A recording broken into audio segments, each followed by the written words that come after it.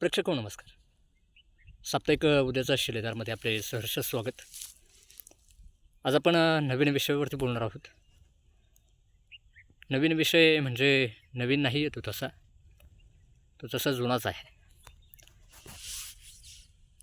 विषयाचं नाव आहे बोतार्डे ग्रामपंचायतीतील बोगस कारभार कशा पद्धतीने चालतो, याचं आज मी उदाहरण देणार आहे. आता बोगस कारभार अशासाठी की आपण वारंवार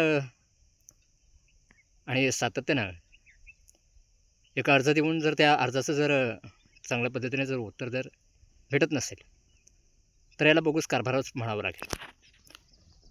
आता विषयाकडे आपण वळणार आहोत. तो विषय असा आहे की ग्रामपंचायतीमध्ये म्हणजे बोतार्डे ग्रामपंचायतीत नळ पाणी पुरवठ्याची जी रिक्त जागा होती आकृतीबंधातील, तर ह्या रिक्त जागेची रीतसर आणि कायदेशीर अशी बोतार्डे ग्रामपंचायतीने भरती ही मागील म्हणजे त्यांच्या सांगण्यावरून आपण सांगतो आहे, त्यांनी भरती काढली होती उन्हाळ्यामध्ये. मला वाटतं 2025 की अशा दरम्यान ते काहीतरी उन्हाळ्यामध्ये त्यांच्या नोटीस बोर्डवरती त्यांनी ते लावली होती सूचना की रिक्त जागेवरती अर्ज येण्यासाठी. आता त्यानंतर एक व्यक्ती आणि मी असे मिळून मला वाटतं 2025 18/7/2025 रोजी बोतार्डे ग्रामपंचायतीमध्ये लेखी स्वरूपात अर्ज दिलेला होता. श्री संतोष शिवराम शिंदे हे नळ पाणी पुरवठा कर्मचारी आकृतीबंधातील हे कर्मचारी होत आहे. तर ह्या जागेवरती मी देखील अर्ज दिलेला होता. आता त्यानंतर त्यांनी त्याच दिवशी ग्रामसेवक प्रकाश नांगरे असतील, सदर बॉडीतील काही लोक, सरपंच असतील, सदर अजून कोण लोक असतील, तर यांनी जो व्यक्ती आलेला होता दुसरा एक, तो आणि मी एकच दिवशी तिथे आलेलो होतो आणि त्या व्यक्तीला त्यांनी तात्पुरत्या स्वरूपात नेमलं होतं, परत नेमलं. आता यांनी रीतसर अशा पद्धतीने हे भरती काढलेली होती. भरती काढल्यानंतर त्यानंतर मी वारंवार त्यांना विचारणा देखील केलेली आहे, परंतु त्यांचं उत्तर एकच की मासिक मीटिंग जेव्हा होईल त्यामध्ये तुमचा अर्ज ठेवला जाईल, असं मला ग्रामसेवक प्रकाश नांगरे यांनी मला सांगितलं होतं. बरं, आता त्यानंतर मी सातत्यानं त्यांना विचारणा करतो आहे की या अर्जाचं नेमकं झालं काय. तर मला तेच उत्तर की मासिक मीटिंगमध्ये तुमचा अर्ज ठेवला जाईल आणि त्यावरती जे काय असेल ते आम्ही सांगू आणि तुम्हाला तसं पत्र देऊ, लेखी स्वरूपात पत्र देऊ. बरं, ते अजूनपर्यंत मला वाटतं आता हा 9वा महिना चालू आहे. आता यांनी भरती काढल्यामुळे तो मी अर्ज दिलेला होता, आता त्या दुसऱ्याचा अर्ज आलेला आहे किंवा नाही, त्यांनी तो तात्पुरत्या स्वरूपात तो माणूस तिथे ठेवलेला आहे. आता मी जर रीतसर अर्ज जर दिलेला आहे, भरती तुम्ही काढल्यामुळेच आम्ही अर्ज दिलेला आहे. जर भरती जर तुम्ही जर म्हणजे हे जर काढलं नसतं, जाहिरात जर काढली नसते आणि तुम्ही जर तुमच्या नोटीस बोर्डवरती संपूर्ण गावाच्या जे तुमचे जे बोर्ड आहेत त्यावरती तुम्ही ते लावलेलं होतं, पण लावल्यामुळे मी देखील तो अर्ज दिलेला आहे, पण तुम्ही अर्जावरती उत्तर अद्यापपर्यंत दिलेलं नाही.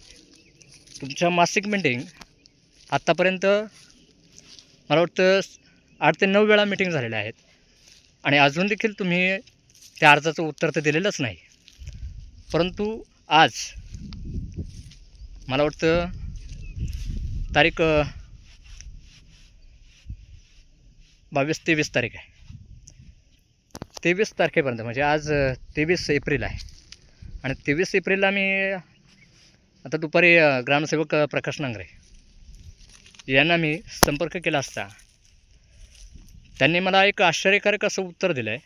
आणि ते उत्तर म्हणजे असं आहे की आपण प्रशासकीय सेवेत आहोत, एका अधिकाऱ्याच्या खुर्चीवरती आपण बसलेलो असतो आणि आपण कशा पद्धतीनं उत्तर दिलं पाहिजे हे अतिशय तारतम्य ठेवून हे समोरच्या व्यक्तीला उत्तर दिलं पाहिजे. आणि मी स्वतः पत्रकार आहे, त्यामुळे समोरचा व्यक्ती किती खरं बोलतो, किती खोटं बोलतो, किती कायदेशीर बोलतो, किती अकायदेशीर बोलतो, किती बेकायदेशीर बोलतो हे आम्हाला चांगलं समजतं. आणि आज ग्रामसेवक प्रकाश नांगरे यांना फोन केला असता सदर ग्रामसेवक म्हणतो की मी BDO साहेबांना उद्याला पत्र देणार आहे आणि ते पत्र अशा स्वरूपात देणार आहे की नवीन भरती काढावी. आता नवीन भरती कशासाठी काढायची की नवीन अर्ज म्हणजे दुसरा एक अर्ज आलेला आहे आणि त्या अर्जावरती आपण पुन्हा एकदा भरती करणार आहोत म्हणून हा अर्ज काढला आहे. म्हणजे नोटीस देणार आहोत तिकडे पुन्हा एकदा BDO साहेबांना आम्ही पत्र देऊन त्यावरती हे करणार आहोत. मी फोन ठेवला. आता विषय असा आहे प्रेक्षक हो, मला हे सांगायचं आहे, आपण एखादी गोष्ट म्हणजे एखादी भरती जर काढली तर ती भरती आपण जेव्हा काढतो तेव्हा विचारपूर्वकच काढतो. आता ह्यांनी जे नोटीस बोर्डवरती जे जाहिरात लावलेली होती ती तात्पुरत्या स्वरूपात लावली होती की ती कशा स्वरूपात लावली होती हे मला सांगता येणार नाही, परंतु यांनी ही अधिकृतरित्या भरती काढलेली होती आणि अधिकृतरित्या भरती जर काढलेली होती तर ते सदर प्रत्येक नोटीस बोर्डवरती लावलेलं होतं. मग यांनी सर भरती करायला हरकत काय होती हा मला प्रश्न पडतो आहे. दुसरं असं की आता 9 महिने व्हायला आले तो सदर व्यक्ती त्या ठिकाणी काम करतो आहे.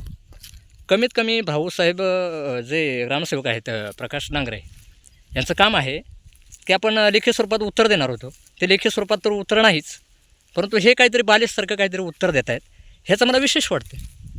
आपण एका उच्च म्हणजे काय जण म्हणतो व्यासपीठावरती खुर्चीवरती बसलेलो आहे आणि आपण असं उत्तर समोरच्या व्यक्तीला देतो आहे. थोडंसं मला आश्चर्यकारक वाटलं आणि म्हणून मला हा आजचा व्हिडिओ मला बनवावासा वाटला म्हणून मी तो बनवतो आहे. प्रेक्षको सांगायचं हे की आपण कशा पद्धतीने कारभार करतो आहे, सदर बॉडीवरती आपण कशा पद्धतीने नियंत्रण ठेवतो आहे.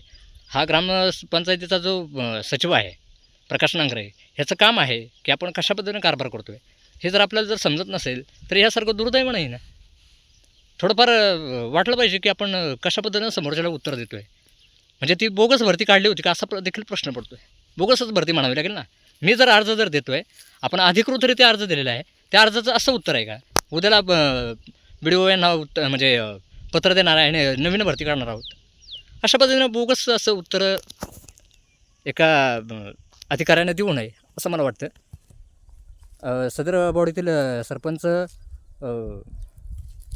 डुळस मॅडम आहेत, ग्रामसेवक भाऊसाहेब प्रकाश नांगरे आहेत, यांना थोडंफार आपण अधिकृतरित्या काहीतरी आपण आपल्याकडं जर आलेलं असेल तर आपण अधिकृतरित्या यांना उत्तर दिलं पाहिजे. तुम्ही लेखी स्वरूपात मला उत्तर देणार होतात आणि तुम्ही आज हे काहीतरी बालिशसारखं उत्तर मला देत आहेत हे थोडंसं मला लांछनास्पद वाटतं आहे. आम्ही काहीतरी पदावरती आहोत, आम्हाला समजते ना थोडंफार कायद्याचं नॉलेज आहे म्हणून आम्ही बोलतो आहे ना. तुमचे काही रेकॉर्ड आहेत आमच्याकडे की तुम्ही अशा पद्धतीनं आम्हाला पत्र देणार होतात किंवा काय देणार होतात, आम्हाला तुम्ही ऑन रेकॉर्ड बोलताय आणि आज तुम्ही खुशाल सांगताय की नवीन भरती काढणार. म्हणजे ही बोगस भरती काढलेली होती का हे आता हा चौकशीचा भाग आहे आणि याची चौकशी मी थोड्याच दिवसात मी करणार आहे. CO BDO यांना मी पत्रव्यवहार करून काही गोष्टी मी लवकरात लवकर यांच्या ओपन करणार आहे. थोड्याच दिवसात बघूया कसा कारभार चालतो आहे कसा चालत नाही. हा कारभार मी लवकरच चव्हाट्यावर आणण्याचा प्रयत्न करणार आहे. तोपर्यंत पाहत राहा. अजून नवीन काही घडामोडी घडत आहेत याबाबतीत देखील मी बरंच काय सांगणार आहे. बरेच गोष्टी अजून खुलासा मी करतो आहे. काही राहणीमान भत्त्याचे असतील किंवा पगाराचे असतील हे बरंच माझ्याकडं आहे. ते मी लवकरच आपल्या साप्ताहिक उद्याच्या शिलेदारच्या अधिकृत पेजवरती अधिकृत चॅनलवरती टाकणार आहे आणि लवकरच आपण या गोष्टीचा फडशा पाडणार आहोत. धन्यवाद. आजच्या पुरतं एवढंच. धन्यवाद.